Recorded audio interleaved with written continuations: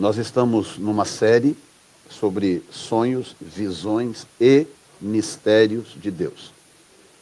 E eu já falei 5 vezes sobre sonhos.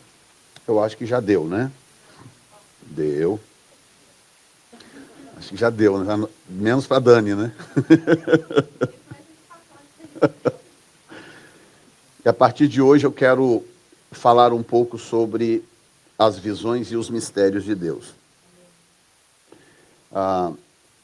O sonho é o assunto mais complicado, por isso gastei mais tempo com ele, para lançar vários fundamentos aqui, para te ajudar a entender o que Deus colocou no meu coração durante esse tempo. Não sei quem lembra, há uns 3 meses atrás, eu tive uma experiência com o Senhor, quando Ele falou comigo para ministrar sobre esse assunto. Eu prometi que eu faria, e nós estamos agora caminhando nesse tema. Hoje eu quero falar sobre as 4 instâncias do profético no Novo Testamento. O que eu entendo que está acontecendo é que o Senhor, a Bíblia diz em Amós que o Senhor não faz coisa alguma sem antes revelar o seu segredo aos seus servos, os profetas. A palavra segredo ali, usada por Amós no original, ela tem um sentido de intenções. Então, o texto, no original, ele significa mais ou menos o seguinte: Deus não faz coisa alguma sem antes revelar as suas intenções. Porque as intenções de Deus são segredos, as intenções de Deus são mistérios, porque como que eu e você vamos saber das intenções de Deus, a menos que Ele nos diga? Não é? Então, o significado é esse, né? Deus não faz coisa alguma sem antes revelar as suas intenções, revelar os seus planos, né? o seu mistério aos seus servos, os profetas. Então, como que Deus age de uma forma muito interessante, né?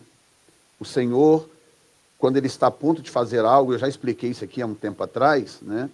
Talvez para alguns seja novo o que eu vou dizer, mas Deus trabalha em janelas, não é? A Bíblia diz que há janelas no céu. Diz que se Deus não te abrir, não fizer aquilo que Ele prometeu, não te abrir as janelas dos céus, você deve fazer prova de Deus. O que significa que o que a gente encontra em toda a Bíblia, desde o início do Velho Testamento até o final do Apocalipse, é Deus trabalhando por janelas. Por que Deus trabalha assim? Nós não sabemos exatamente por quê, mas existe na Bíblia uma pista que nos ajuda a compreender. Deus criou datas, chamadas datas apontadas no hebraico. A palavra é moed, no singular, ou moedim, no plural, que significa data apontada ou datas apontadas. Essas datas apontadas por Deus no Velho Testamento, elas se cumpriam ou se manifestavam através de eventos. Escute bem isso. Através de eventos pré-determinados por Deus no calendário judaico. Tá? Ao separar a nação de Israel, Deus tomou o calendário judaico e converteu esse calendário judaico num calendário que atendesse às suas expectativas divinas. Então Deus estabeleceu 7 festas ao longo do calendário, e essas festas são chamadas na Bíblia de moedim, que traduzido quer dizer datas apontadas. Datas apontadas.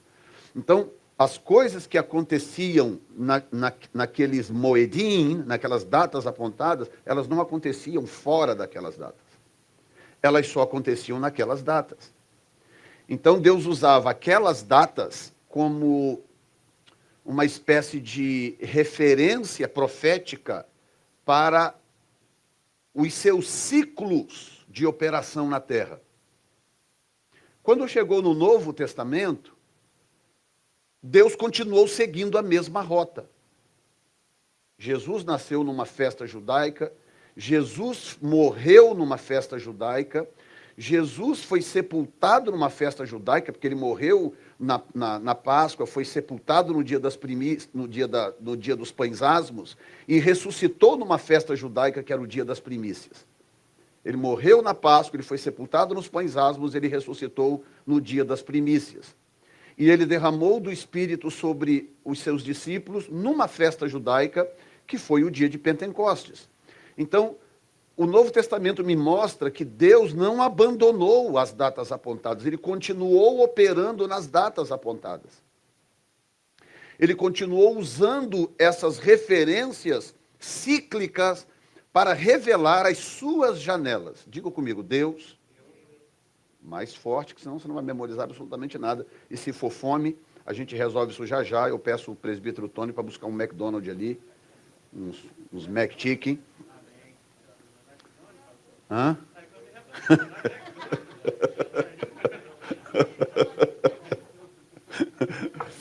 Diga comigo, Deus opera em janelas pré-determinadas por Ele mesmo.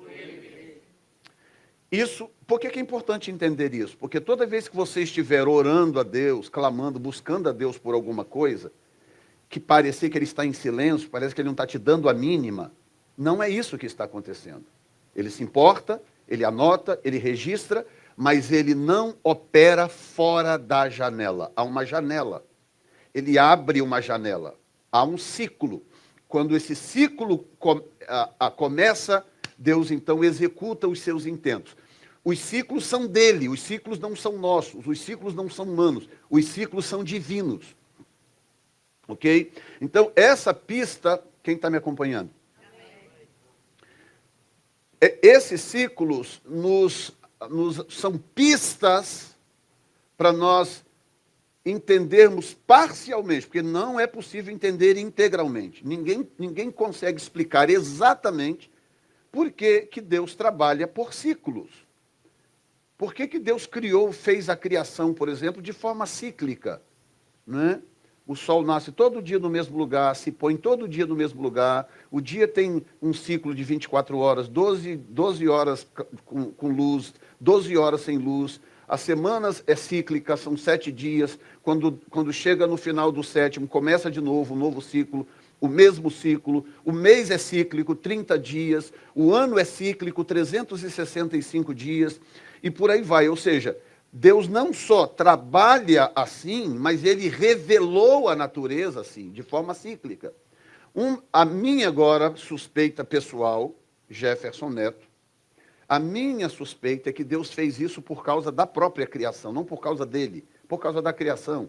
Porque imagine você, se você não tivesse embutido em você mesmo a noção cíclica de recomeço, de novas oportunidades. Então, vamos supor que o seu dia ontem não foi muito bem o que você gostaria, você terminou o dia que não foi daquele jeito. O fato daquele dia ter um fim e um novo dia começar logo em seguida, dá a você essa esperança. Ok, então amanhã é um novo dia. Amanhã nós vamos de novo, vamos tentar outra vez. Amanhã vai dar certo. Ou seja, essa noção cíclica mantém a sua esperança acesa de que algo novo vai acontecer, pode acontecer, de que todo ciclo passa. Nós começamos agora, há poucos dias atrás, o ciclo do verão, não é? Todo mundo alegre, é ou não é? Todo mundo falou, que maravilha. E aí, de repente, a nevezinha começou a ir embora, desaparecer, derreter, sumir, e começou a esquentar, e aí começou aquela viajação, sim ou não? Sim. E você sumiu da igreja, e aquela coisa. E eu pensei, deixa estar, você não pede por esperar, não é? E todo mundo lá no Cape Cod, todo mundo não sei aonde, aquela coisa, eu estou pensando comigo, tranquilo, isso vai passar. Vai passar, me aguarde, né? E aí foi tirando foto. Um tirou uma foto lá em Carolina do Sul, assim, com a camisa do Flamengo, assim, num resort, com a piscinona atrás, assim, aquela coisa. E eu pensando comigo, não tem problema, isso passa, né?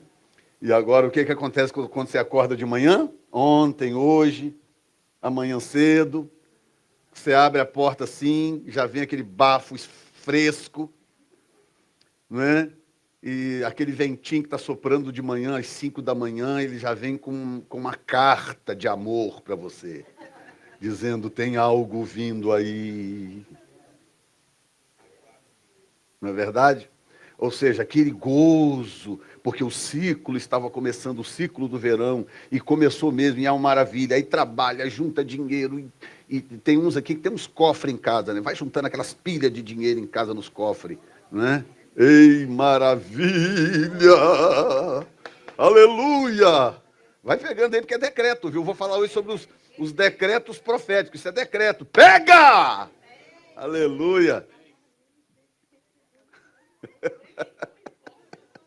Olha aí, se não é Deus falando.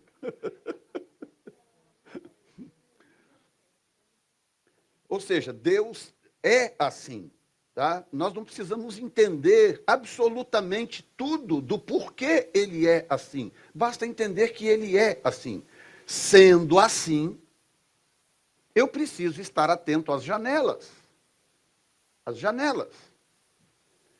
Se eu sei que Deus trabalha assim, eu não vou ser tolo o bastante para seguir a minha vida dando cabeçada, cabeçada, cabeçada, sem parar para perceber, ok, então eu quero estar atento. Quando que abre a próxima janela? Quando que Deus abre a próxima janela? E essas janelas são janelas ou de julgamento ou janelas de favor. Janelas de favor. E hoje eu quero falar sobre as 4 instâncias do profético, do universo profético no Novo Testamento, porque o profético no Velho Testamento, ele tinha uma característica. No Novo Testamento, que é esse tempo nosso que nós estamos vivendo, ele ganhou outras características. Então vamos ao texto que eu quero ler inicialmente, que é um texto muito conhecido, mas hoje nós vamos, em parte, ignorar a história e nós vamos focar em algo que tem no texto, tá? 1 Reis, capítulo 17, versículo 1, e pode deixar o texto na tela, não precisa tirar depois, tá? 1 Reis 17, 1 diz assim, então Elias, o tisbita, dos moradores de Gileade, disse a Acabe, vive o Senhor, Deus de Israel, perante cuja face estou, que nestes anos nem orvalho, nem chuva haverá, senão segundo a minha palavra. Minha palavra. Isso aqui é Elias, um dos profetas mais enigmáticos da Bíblia. Ninguém sabe a origem dele, ele aparece assim de repente. A única coisa que a Bíblia diz dele é o nome Elias, diz que ele era tisbita, era uma região montanhosa em Gileade, num clã chamado Gileade, e havia uma região montanhosa, e essa região era onde Elias nasceu, viveu. Ninguém sabe exatamente qual era os detalhes da vida de Elias. A Bíblia não diz, a Bíblia esconde, e há sempre uma razão. Curiosamente, Elias não deixou nenhum livro escrito, como Isaías, como Jeremias, como Daniel, Amós, Joel e outros. Ele não deixou nenhum livro escrito. Tudo que nós temos de Elias foi escrito por terceiros e embutido dentro da história que estava acontecendo na época. Então nós temos a partir de 1 Reis capítulo 17, nós temos essa história de Elias que começa contando, e Elias aparece, olha bem, Elias surge do nada, exatamente quando Acabe está para fazer a sua maior besteira.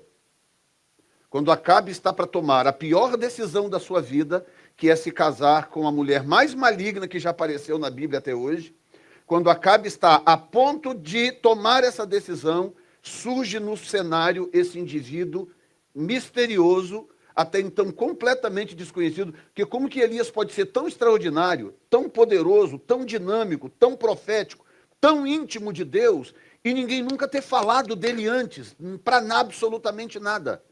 Ele aparece do nada no capítulo 17, e o texto diz, é Elias, o tisbita dos moradores de Gileade. Ok, mas e daí? Quem é esse cara? Ninguém sabe.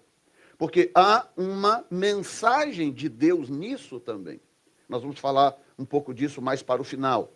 Mas aí o interessante é que Elias já surge com uma consciência do profético muito grande. Então eu vou fazer, esse é um resumo que eu estou fazendo do profético no Velho Testamento, para a gente poder mover para o Novo Testamento, para você entender o momento que nós estamos vivendo, porque, de novo, eu quero trazer à memória, eu não vou ler por uma questão de tempo, mas eu quero trazer à memória o texto de Joel 2,28, que vem sendo o nosso texto áureo desde o começo dessa série. E há de ser que depois derramarei do meu espírito sobre toda a carne, vossos filhos profetizarão, vossos jovens terão visões, vossos velhos terão sonhos, e até sobre os servos e sobre as servas derramarei do meu espírito sobre toda a carne, diz o Senhor. E haverá sinais nos céus, e prodígios, sangue, fogo e coluna de fumaça, e até que venha o grande e terrível dia do Senhor. Ok.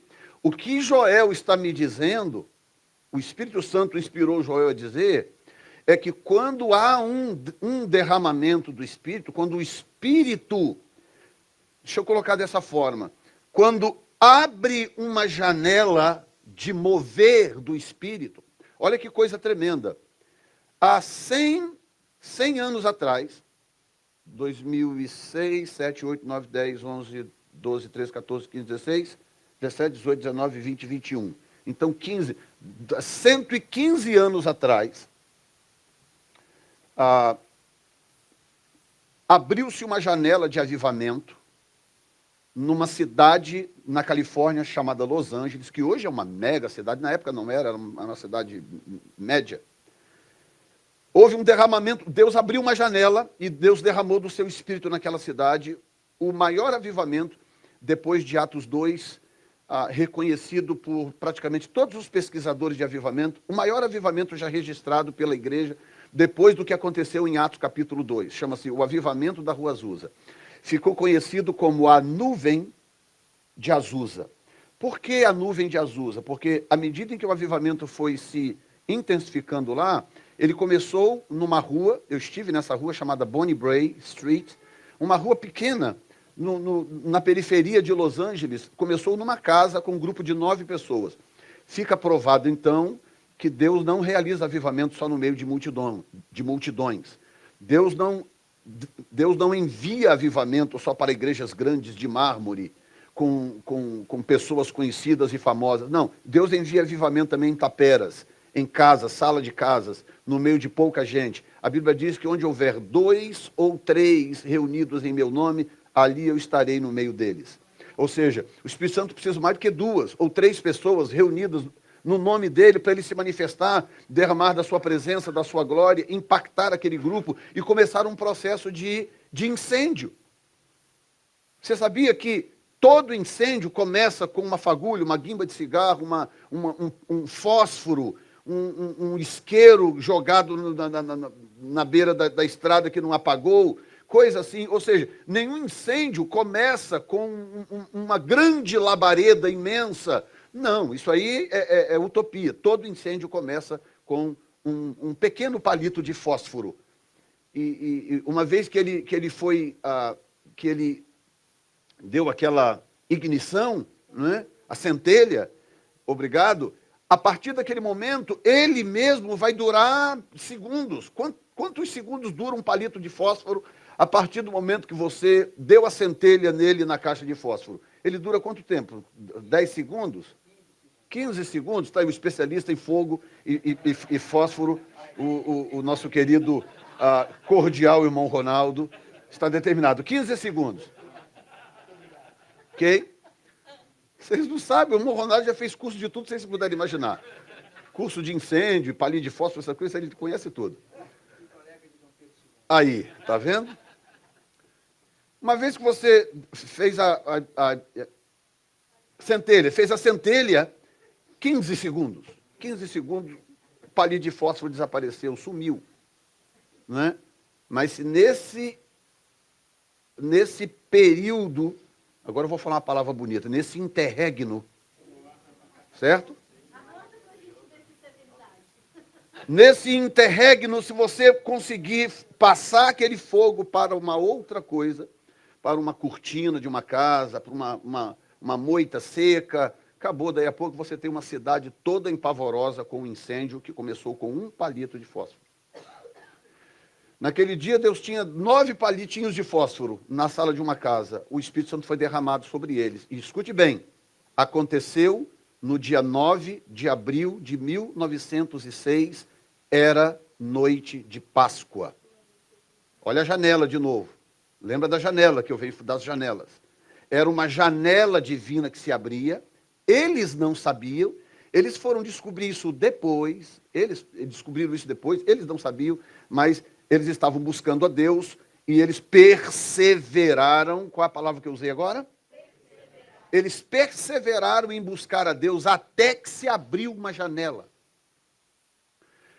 Tudo que eu te falei até agora, aqui como introdução, o diabo sabe melhor do que eu, que sou o pregador. O diabo sabe melhor do que você, melhor do que todos nós. O diabo sabe que Deus trabalha por janelas. São ciclos, são janelas que ele abre de forma cíclica, e quando ele abre essa janela, ele está pronto para ou executar julgamento, ou derramar do seu favor para cumprir com o seu propósito. Como que ele sabe disso? Porque ele veio de lá, ele foi criado lá, ele esteve lá durante um tempo na eternidade, até ele fazer a besteira que fez e ser expulso de lá, ele sabe. Então, toda vez que você está buscando a Deus, Deus te faz uma promessa, Deus diz, olha, eu vou fazer isso e isso com você. Eu vou derramar isso e isso na sua vida. Eu vou fazer isso e isso na sua igreja, na sua cidade. Deus faz a promessa, mas ele não diz quando. Porque ele não te diz quando que essa janela abre. Ele não te diz. Por que ele não diz? Porque ele quer você perseverando até que ela abra. Até que... Olha o que Jesus disse para o povo, para os seus discípulos, quando ele estava, depois da sua ressurreição, que ele está a ponto de ser assunto aos céus, ele vira para os seus discípulos e diz assim, ficai em Jerusalém até que, olha bem, ele diz, ficai em Jerusalém até que do alto sejais revestidos de poder. Isso levou 10 dias, mas poderia ter sido um mês, 6 meses. Jesus não disse, Jesus falou, fiquem firmes porque só faltam 10 dias. Ele não falou isso. Ele não disse, olha, persevere, permaneça, não desanime, porque são só 10 dias, hein? Aí eu estava ouvindo o Rodney Howard Brown, o pastor dessa igreja que está em pleno avivamento lá em Tampa, na Flórida, ele dizendo, né, ele falando, eu imagino quantos ali, no dia tinha cerca de 120, mas certamente se ajuntaram muitos outros antes, mas aí à medida que os dias foram passando, o que acontece? Eu tenho que fazer não sei o que lá, eu tenho que ver o papai, eu preciso não sei o que lá, eu preciso enterrar não sei quem. Eu lembro da história do cara que chegou para Jesus, eu preciso enterrar meu pai, depois eu volto e te sigo. Jesus falou, deixa os mortos cuidar dos mortos, rapaz, me segue você. Tipo assim, o cara já morreu? Já, então não esquece. Pastor, Deus pensa assim, desse jeito. Deus é extremamente prático, Deus não é emotivo em absolutamente nada. Você vê, o grandioso Moisés, subiu o monte para morrer. Aí desapareceu, porque Deus não deixou ele falar com o povo, Deus não deixou ele se despedir. Depois de 40 anos de ministério, penando com aquele povo pelo deserto. Deus falou, Moisés, sobe aquele monte e morre. Assim, sobe aquele monte lá e morre. Eu vou deixar você ver a terra, mas você não vai entrar na terra, você vai morrer no monte.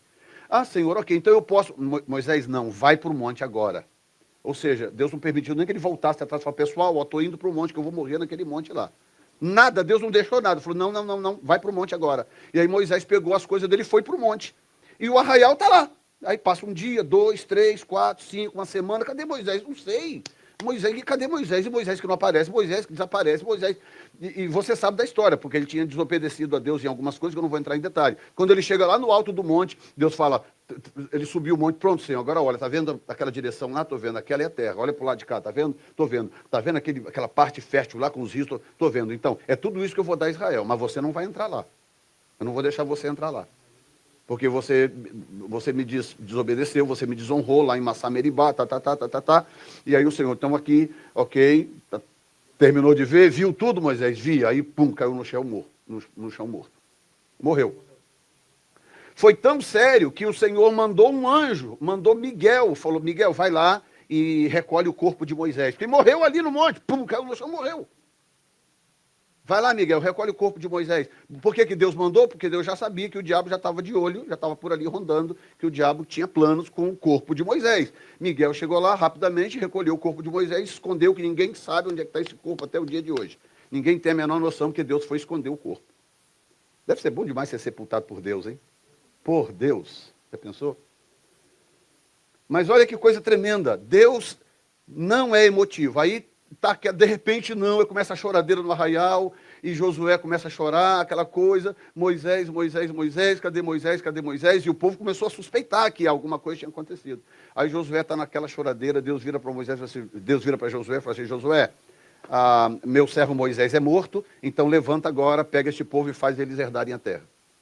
Como é que é? Moisés está morto! Tipo, o senhor nem me prepara para me dar uma notícia dessas? Não. Coloca uma coisa no seu coração, Deus não é em absolutamente nada emotivo. Deus não é um ser emotivo. Deus é um ser prático, extremamente racional. Claro que é um racional divino, é diferente da nossa racionalidade. Mas ele é prático, ele é racional. Deus é um business person. A Bíblia, não só o Velho Testamento, mas o Novo Testamento, agora eu esqueci o percentual que o Chuck Missler diz, um percentual do Novo Testamento que só fala de business, de negócio. Quase toda a parábola de Jesus envolve alguma coisa de business. Um pai de família viajou e deu talento para esse, talento para aquele e tal.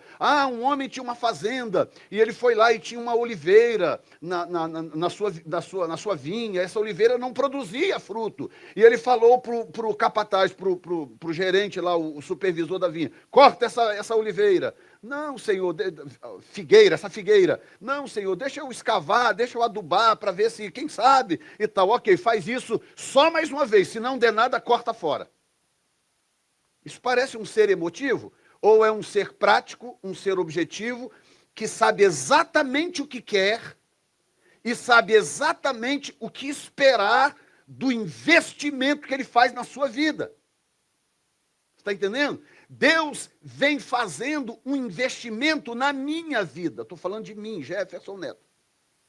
Deus vem fazendo um investimento na minha vida há 37, 40 anos, se eu for contar o tempo de evangelista, né?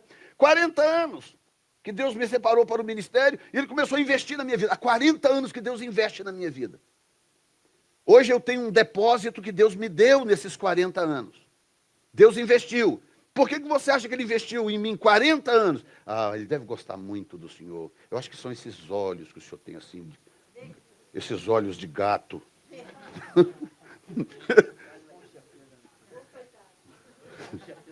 Não foi, né? Eu acho, pastor, que é a sua careca, porque, né? Deus olhou e falou, não, esse vai ficar careca, vai ficar com uma careca muito bacana. Que brilha e resplandece. Por que Deus investiu? Por que Deus vem investindo em mim 40 anos? Porque Deus tem planos de lucros. Deus tem plano de colheita.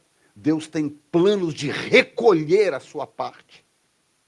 Ele quer recolher a sua parte em almas, em vidas salvas, em pessoas edificadas. Agora, nesse momento, eu não estou fazendo aqui mais do que o meu dever, a minha obrigação. Eu não estou fazendo nada mais do que isso, porque são 40 anos de investimento para que hoje eu pudesse estar aqui de pé diante de você, e sabe lá quantos online, ministrando a palavra para edificar a sua vida.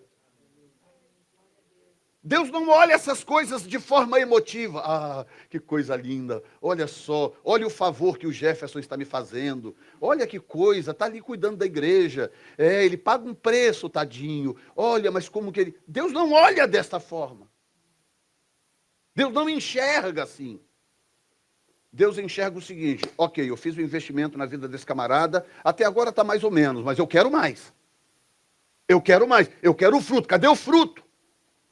Na parábola dos talentos, Quando o senhor chega para o que recebeu um talento, eu falei assim, cadê o talento? Eu fiquei com medo, porque o senhor é meio bravo e tal, o senhor colhe onde não plantou, não sei o que, ajunta onde não espalhou. Eu peguei e enterrei o talento para não correr o risco de perder. Foi lá, cavou, tirou aquele negócio tudo empoeirado, enferrujado, limpou assim, está aqui seu talento. Aí o homem da parábola do talento fala assim, você é um servo mau, se você sabe que eu ajunto onde não espalho e colho onde não planto, por que você não deu o meu talento para os banqueiros? Está lá no texto. Por que você não deu o meu talento para os banqueiros para pelo menos render juros? Você vai querer encarar um Deus desse na eternidade, todo emotivo, do jeito que a gente é aqui, ainda mais essa geração Nutella, né? Essa geração Nutella, todo mundo muito emotivo, qualquer coisinha faz beicinho, chora, reclama, porque alguém criticou, porque alguém repreendeu, porque o pastor chamou atenção, ou seja lá o que for. Você vai querer chegar na eternidade e encarar um Deus assim, com esse espírito emotivo que nós desenvolvemos aqui na Terra?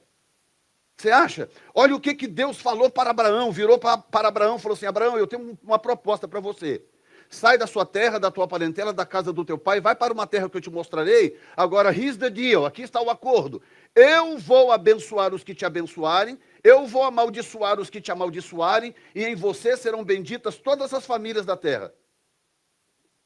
Sabe essa história de não, você tem que dar para Deus sem nenhuma intenção por detrás? Isso é estupidez!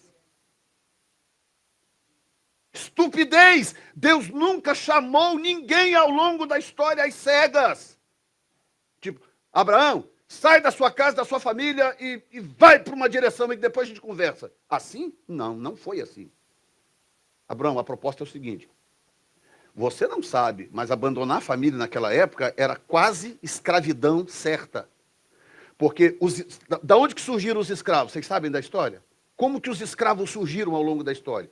Os escravos surgiram porque pessoas abandonavam suas famílias, ou fugiam, cometiam crimes em suas cidades, ou coisa dessa natureza, ou simplesmente abandonavam, perdiam os pais, sei lá.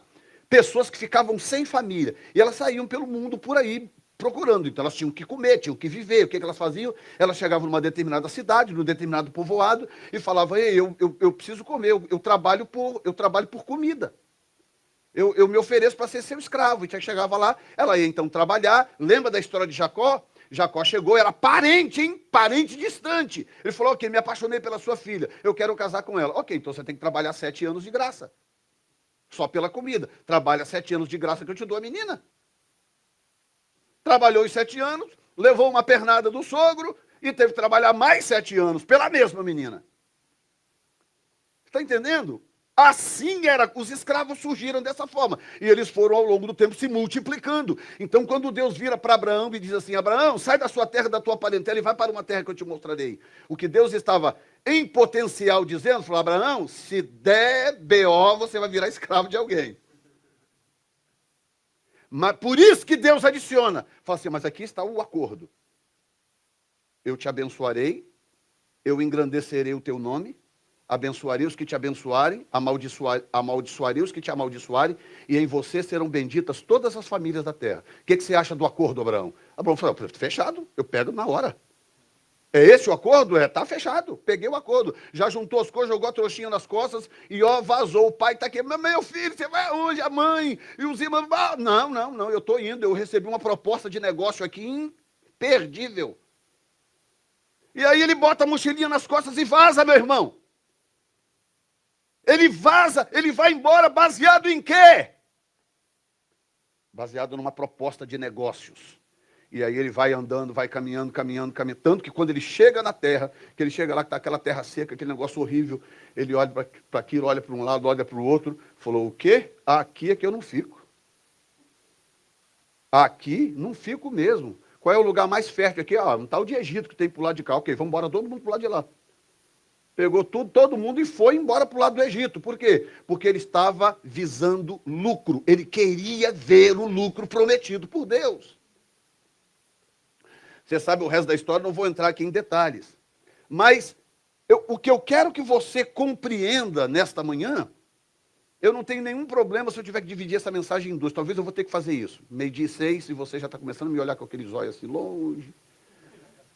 coisa assim, João Paulo já está assim, com o olhinho parecendo chinês, assim, olhando assim, distante. Vai dando aquela fomezinha, eu não é? Os pão de queijo foram tudo, né? Meu Deus, nós estamos chegando a um ponto que nós vamos ter que vender cadeira para comprar pão de queijo aqui nessa igreja. Tá chegando num ponto absurdo. Nós começamos com 30 pãezinhos de queijo lá atrás, lembra? 30 pães de queijo. Aí comia. Aí percebemos que tinha que aumentar, que só o Lucas comia 5, 6. A filha do Julian, a Luísa, a Luísa do Julian também, chegava e já enchia a mão. Aí, ok, vamos aumentar para 40. Agora nós já estamos em 70 e a semana que vem vai ter que ser 80. Senhor, ou seja, os bideiros planejam dominar o mundo. O pessoal está achando que são os indianos. Nada, os mineiros estão aí com planos de tomar o planeta, viu?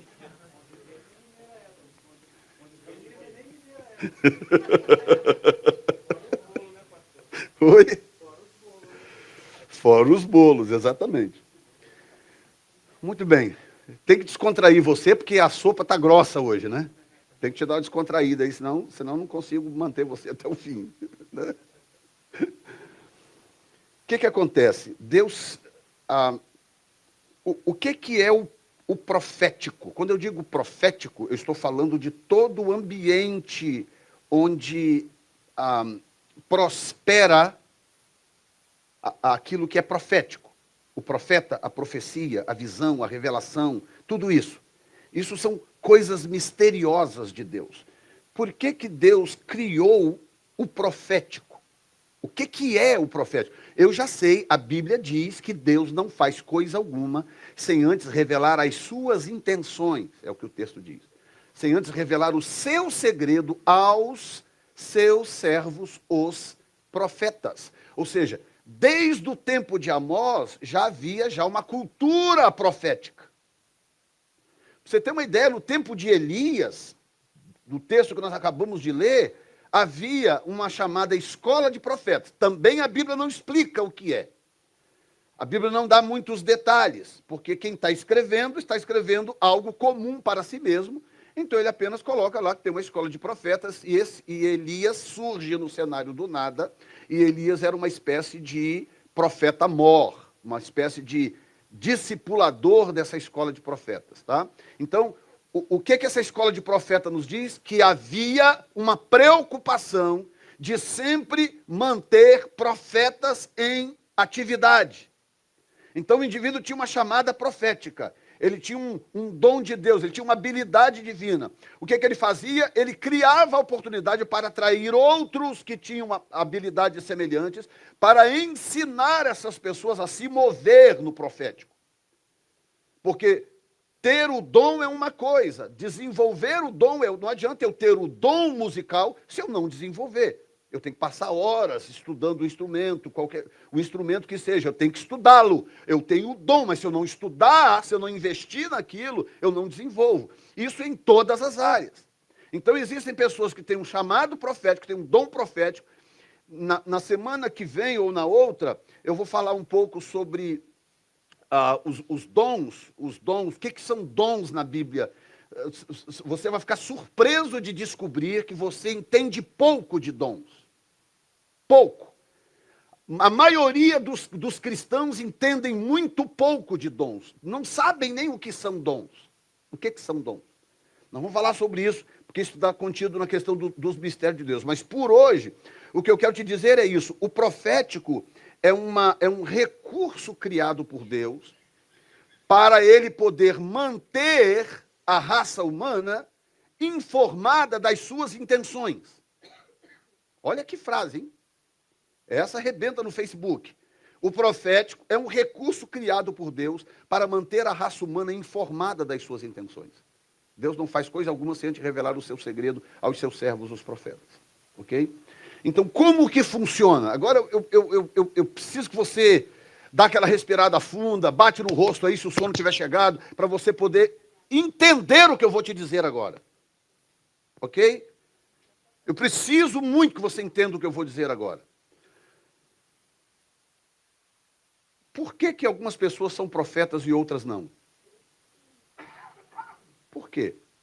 Quando Paulo está falando sobre os dons e as manifestações do Espírito em 1 Coríntios 12, ele diz assim, porventura são todos profetas? Porventura são todos apóstolos? Porventura são... Ele vai fazendo pergunta, tipo assim, não são todos que são isso, isso ou aquilo. Deus separa pessoas para isso. E aí vem, eu vou ter que dar um spoiler aqui da mensagem seguinte, que é o seguinte, a Bíblia fala de dons em várias dimensões. Tá? A Bíblia fala do dom como carisma. Carisma são dons naturais. Tipo assim, todo mundo nasceu com algum tipo de dom. Todo mundo nasceu assim. Tá? Para você ser um engenheiro, para você ser professor, para você ser, seja lá o que for que você é ou gostaria de ser na vida, você precisa ter habilidade, você precisa ter a aptidão para aquilo. Isso é dom. A Bíblia chama de dom. Só que o grego chama de carisma. Então, quando você fala assim, poxa, fulano é carismático, hein? Você não sabe, mas você está dizendo o seguinte, há um dom em fulano, e esse dom é muito interessante, ele me chama a atenção. Porque a palavra carisma no grego é traduzido por dom. Tá? Mas tem outras palavras, pelo menos mais 2 palavras, nós vamos trabalhar na semana que vem com 4 palavras, mas eu quero citar pelo menos mais 2. Existe uma palavra em Efésios chamada doma, D-O-M-A, doma, que também é traduzido por dom. A palavra dom é diferente de carisma, porque carisma é dom natural. Todo mundo nasce com um. Tá? O traficante que está lá no morro, lá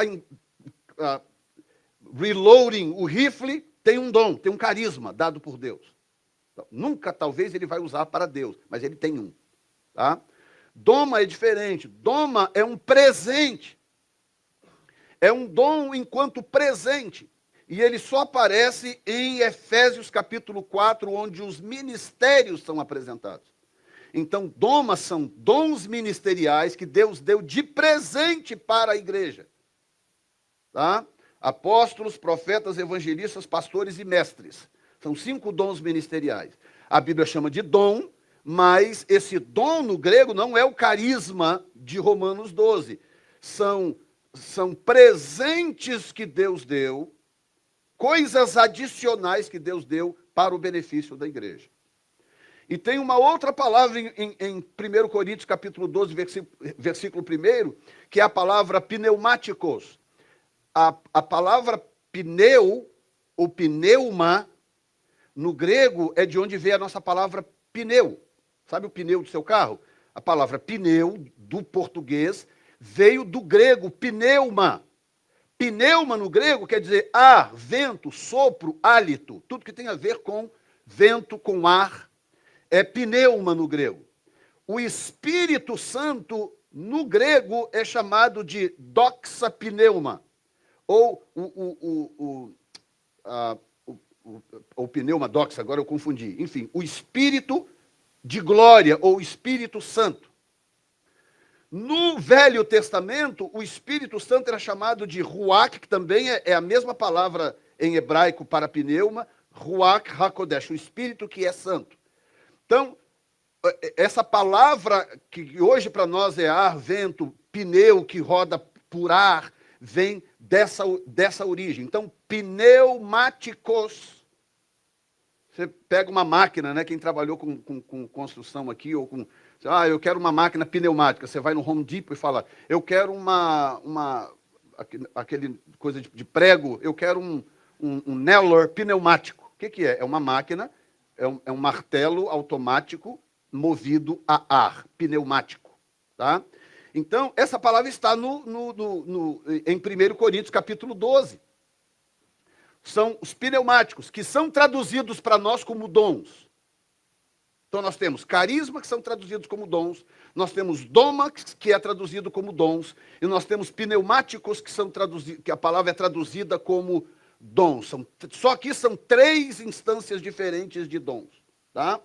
Então, eu vou me prender somente à questão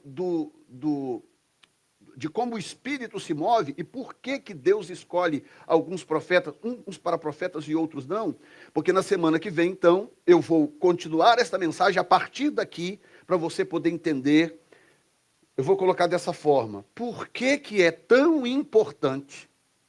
Por que que é tão importante, quando há um derramamento do Espírito, você saber identificar o que realmente é profético? Porque a promessa é, eu vou derramar do meu Espírito e vai começar a acontecer sonhos, visões e revelações, está profetizado. Eu vou derramar, os vossos filhos profetizarão, vossos jovens terão visões, vossos velhos terão sonhos. Quando o Espírito é derramado, o sobrenatural ele é liberado, ele é unleashed, a palavra em inglês, quer dizer, é como se estivesse acorrentado, preso numa coleira, e aquilo é solto. Então o Espírito é derramado, o Espírito no hebraico é ruach, que é vento, ar, sopro. A palavra Espírito no hebraico, a mesma pneuma que eu acabei de dizer. Então o que é um derramamento do Espírito, na verdade? É quando Deus Pai sopra sobre um grupo, sobre uma igreja, sobre uma pessoa, sobre uma cidade, sobre uma nação. Deus sopra o seu Espírito, o seu hálito de vida. O hálito de vida de Deus é uma pessoa na Bíblia chamada Espírito Santo. Quando ele sopra sobre, ele fez isso com Adão, lembra? Criou Adão, fez Adão do barro bonitinho, diz a Bíblia que ele moldou Adão com as suas próprias mãos, terminou de moldar, o que era? Era um boneco. Até o momento em que ele veio e soprou em Adão diz a Bíblia, fôlego da vida, que também é uma outra palavra, que significa o espírito de vida. Ele soprou em Adão nas narinas daquele boneco. Quando ele soprou, aquele boneco de barro começou a se transformar em tecido orgânico, se tornou o primeiro ser vivo, primeiro ser humano vivo da história. Só porque Deus soprou o Espírito nas narinas dele, transformou um boneco de barro num ser humano cheio de vida. O que você acha que acontece se Deus soprar em nós agora, nesse momento enquanto eu estou falando, Deus resolver virar a boca para o nosso lado e soprar o seu Espírito em nós? Pensa bem no que acontece. Pode ser o que for uma... Escute bem, eu fui numa igreja com o Ricardo Robortella, do Clamor pelas Nações, em Atlanta, uma igreja episcopal. Vocês sabem o que é uma igreja episcopal? Igreja episcopal é uma igreja católica com uma placa de episcopal. É basicamente isso, tá? É uma igreja que tem hábitos católicos. É uma igreja episcopal. Só que ninguém sabia que o pastor da igreja era um senhor já de idade, cabelinho branco. Ficamos sabendo disso depois. Ele já estava há algum tempo em jejum de oração, clamando. Ele estava tão insatisfeito com a vida dele, tão insatisfeito com o ministério dele, tão insatisfeito com a denominação dele, que ele entrou em jejum e oração, começou a chorar e clamar a Deus: Senhor, por favor, faz alguma coisa. Se o Senhor não fizer alguma coisa, o que vai ser de nós? Faz alguma coisa, Senhor. E aí chega lá eu e o Ricardo Robortella para poder pregar nessa igreja, ministrar nessa igreja, num evento em 2000, ano 2000, né? 2000, nós viemos em 2001. No ano 2000. Chegamos lá, aquela igreja, aqueles templos episcopais que vocês devem, né, saber, parecem mausoléus, né? Aquela coisa, aqueles bancos de mogno de não sei quanto, de 1800 e burdoada, aquele negócio, e aquele povo lá, umas 300 pessoas dentro daquela igreja, e aí eu lembro a gente tocando e cantando, louvando a Deus, e eu desesperado estou por ti, numa igreja episcopal. E todo mundo lá nos bancos assim.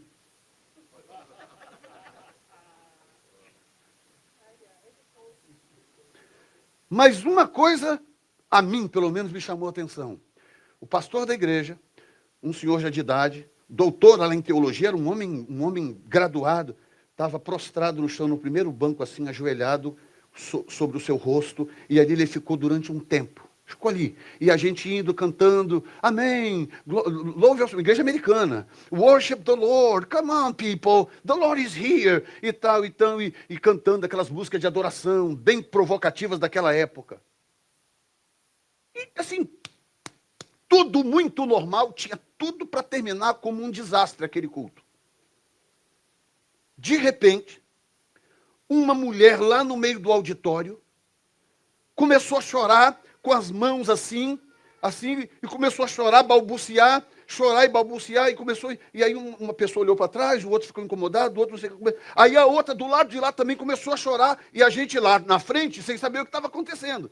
E começou aquele murmurinho ali, de repente um choro acolá, e aquilo foi. Resultado, o que estava acontecendo no culto?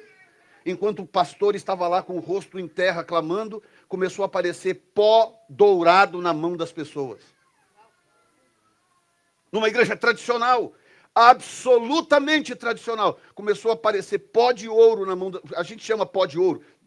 Eu não posso dizer que é ouro, mas era um pó dourado, visível a olho nu, assim, de você olhar para a mão da pessoa e a mão está coberta daquele pó dourado. E começou a passar de um para o outro, foi passando de um para o outro. E as pessoas começaram a ficar chocadas, nunca viram aquilo na vida, começaram a chorar. O que aconteceu logo em seguida? Várias pessoas começaram a ser batizadas com o Espírito Santo. Nunca vou esquecer isso, jamais na minha existência.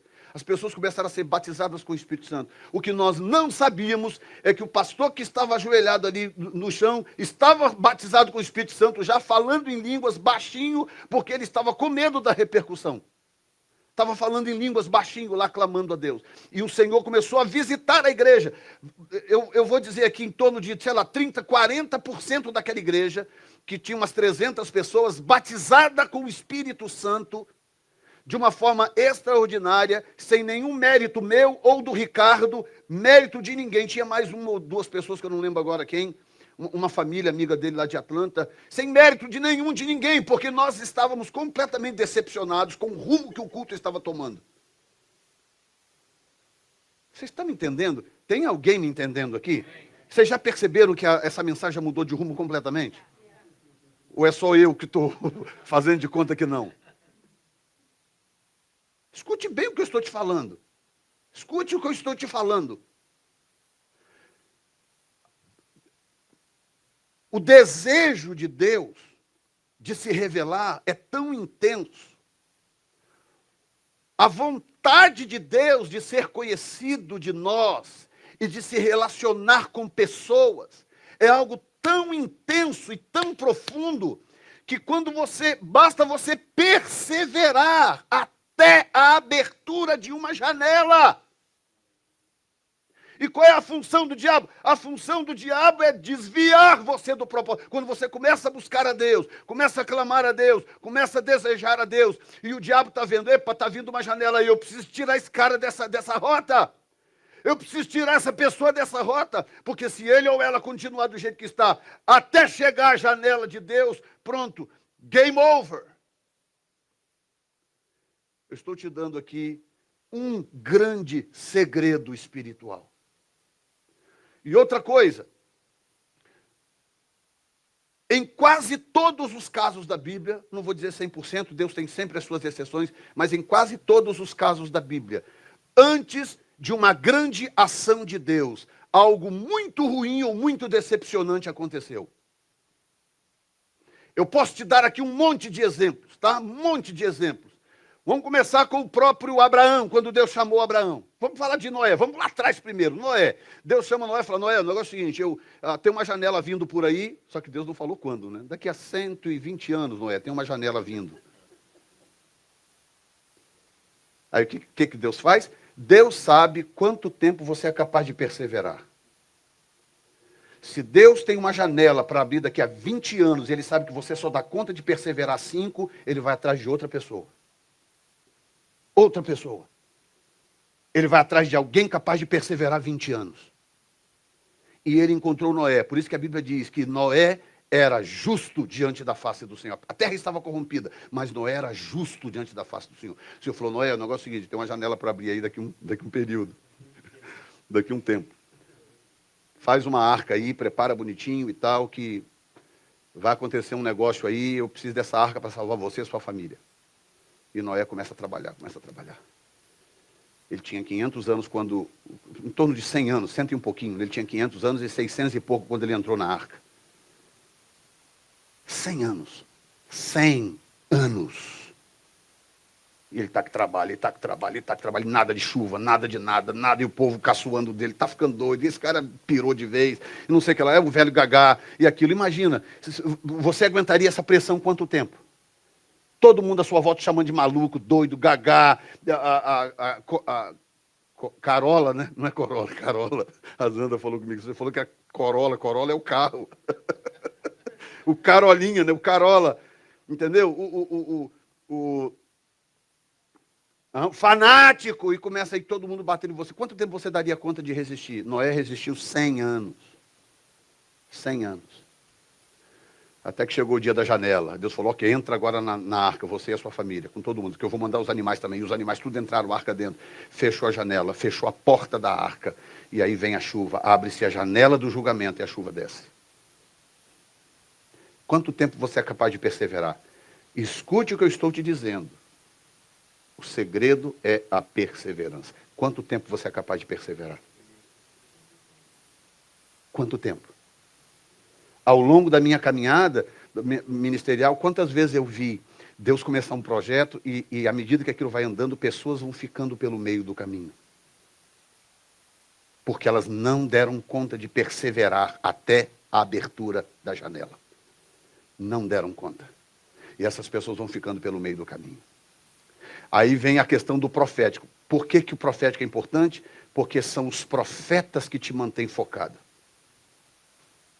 No Novo Testamento, eu vou deixar para falar semana que vem sobre isso, no Novo Testamento tem duas figuras. No Velho Testamento tinha uma figura, era o profeta. Era o ofício do profeta. Só tinha isso no Velho Testamento, o ofício do profeta.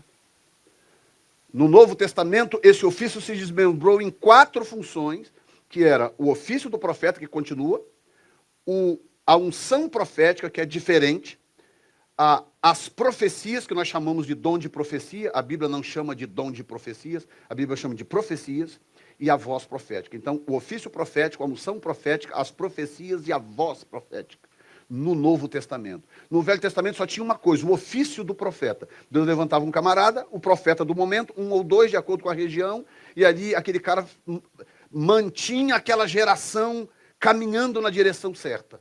Mantinha aquele povo informado da voz de Deus. Porque o profeta tem um segredo que eu vou te contar agora. Quem quer saber? Quem falou eu? Então, eu conto para você no final do culto. Vamos ficar de pé, porque só você quer saber, pelo jeito.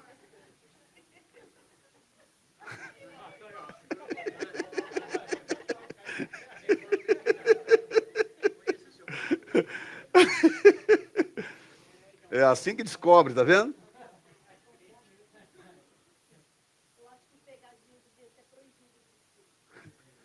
Escuta bem. Tem uma história que, numa fábrica de eletrodomésticos, tinha 3 aparelhos conversando de madrugada, depois que terminou, desligou a fábrica, todo mundo foi embora. Lá na prateleira tinha uma torradeira, um rádio e uma televisão. E eles ali falam, rapaz, tá meio chato aqui, né? A gente, toda noite a gente fica aqui nessa e tal, não sei o quê, não sei o quê. Aí a torradeira falou assim, eu tenho uma habilidade tremenda. Aí os outros 2, é mesmo? O que é? Rapaz, eu sinto um calor tremendo. Eu sinto um fogo, tem uma coisa que queima em mim. Aí o rádio falou assim, é isso? Eu ouço vozes. Eu consigo captar o que as pessoas falam. Tem um monte de vozes aqui agora falando coisas. A torradeira falou, isso é mentira, isso é exagero, você não está ouvindo nada. O rádio falou, eu estou ouvindo. Vozes, músicas, toda sorte de música, estou ouvindo um monte de coisa. E nisso que o rádio está falando, a televisão está morrendo de rir. Tá? Aí a torradeira falou assim, televisão, você está rindo por quê? Vocês não sabem de nada. Eu ouço vozes e vejo imagens. Aí ficou aquela coisa, aquele climão, mas não é possível, por que você tem essa habilidade e nós não? Quando o dono da empresa chegou, eles foram os 3, eram o dono da empresa. Olha, eu quero saber o seguinte, por que você gosta mais da televisão do que de nós? Por quê? Não, eu não gosto mais da televisão. De onde vocês tiraram essa ideia? Não, porque só ela tem a habilidade de ouvir vozes e ver visões. O seu rádio aqui só consegue ouvir vozes. E eu nem isso ouço, eu só sinto calor. Aí o dono da empresa riu e falou assim, ah, é isso. Eu vou explicar para vocês. Não é que eu gosto mais da televisão, não. É porque cada um de vocês foi criado para um propósito. Eu criei vocês para propósitos diferentes.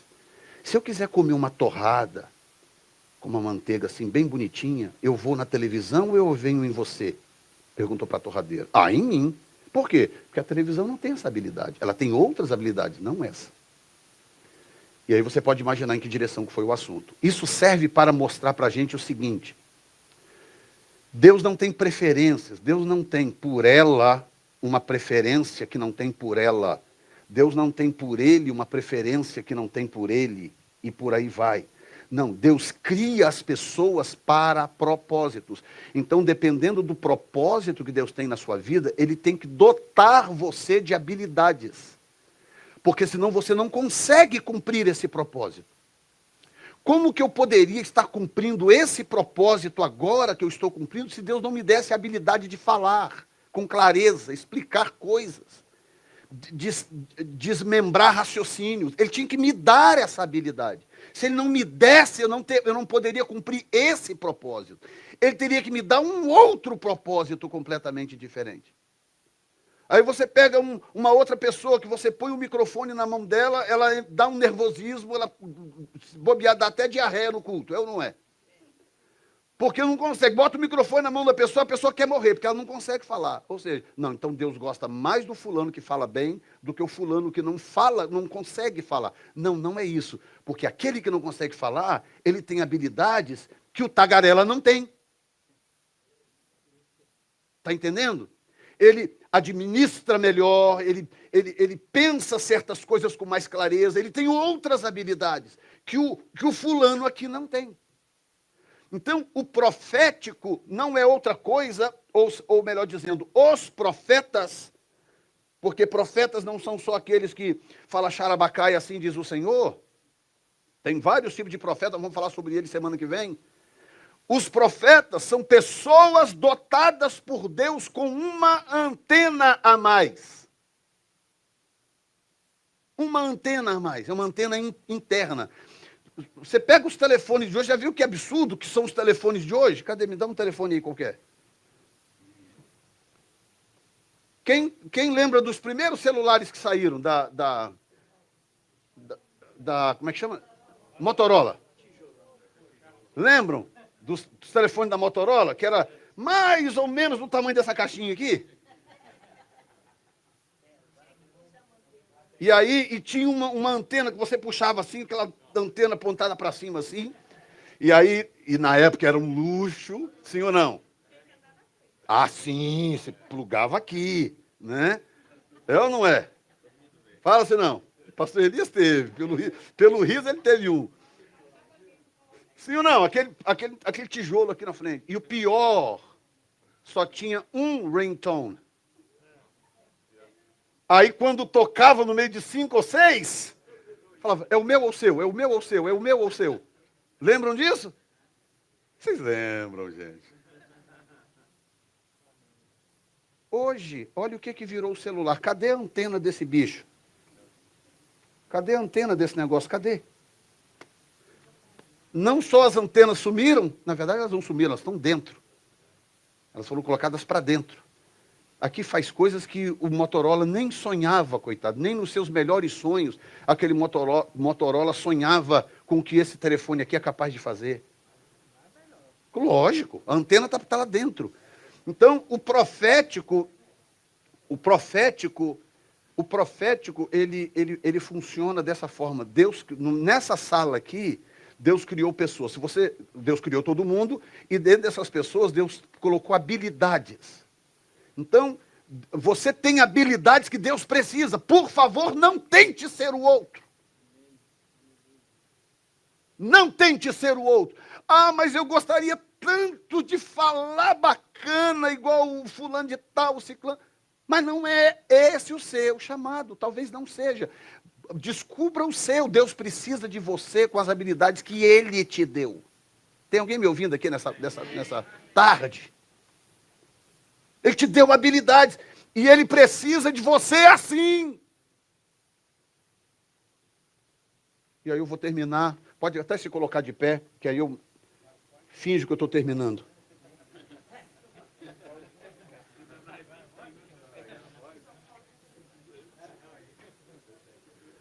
Deus chama Moisés, fala: Moisés, eu vou usar você para um sobrenatural, vou usar você para libertar o povo do Egito. Os maiores milagres já registrados na terra, eu vou fazer tudo através de você. Vai lá e fala para Faraó deixar o povo liberar. Senhor, eu não sei falar. Ou seja, Moisés não entendeu nada do que Deus disse. Senhor, eu não sei falar, eu sou pesado de língua. Moisés, eu não estou te chamando para fazer discurso em praça pública. Eu estou te chamando para outra coisa. Faz o seguinte, o problema da fala resolvo fácil. Chama Arão, teu irmão, para ser teu porta-voz. Olha que trabalheira. Já que Arão falava melhor e ia ser o porta-voz anyway, por que Deus não chamou Arão para fazer o serviço? Porque, dentre outras coisas, Deus sabia que Arão não era capaz de perseverar debaixo de pressão como Moisés. E número 2, Moisés tinha uma antena que Arão não tinha. Ele tinha uma antena a mais, Deus colocou nele uma anteninha a mais. Moisés ouvia a voz de Deus com naturalidade, com toda a clareza, ele ouvia a voz de Deus. Deus vira para Miriam, quando ela murmurou contra Moisés, e falou assim: olha, eu falo com os profetas por sonhos, visões e revelações. Com Moisés eu falo face a face. Face a face. O cara ouvia a voz de Deus com naturalidade. Então, quando alguém diz assim, fala: olha, eu estou ouvindo, o Senhor está dizendo isso, isso e isso. Eu sei que algumas pessoas ficam assim, falando: como? Porque o fato de você não ouvir não quer dizer que o outro não está ouvindo. Ainda mais se você conhece o testemunho, você sabe do histórico de quem está dizendo. Se a pessoa está dizendo: eu estou ouvindo o Senhor dizer isso, isso e isso, é porque ela está realmente ouvindo o Senhor dizer isso, isso e isso. O Senhor está dizendo algo. Essa é a importância do profético, quando Deus está para derramar do seu espírito sobre toda a carne, como diz o livro de Joel. Você pode dizer glória a Deus nesta manhã? Feche os seus olhos por um momento. Vocês podem ir partindo aqui, enquanto eu quero orar com a igreja nesta tarde. Feche os seus olhos, coloque a mão sobre o seu coração.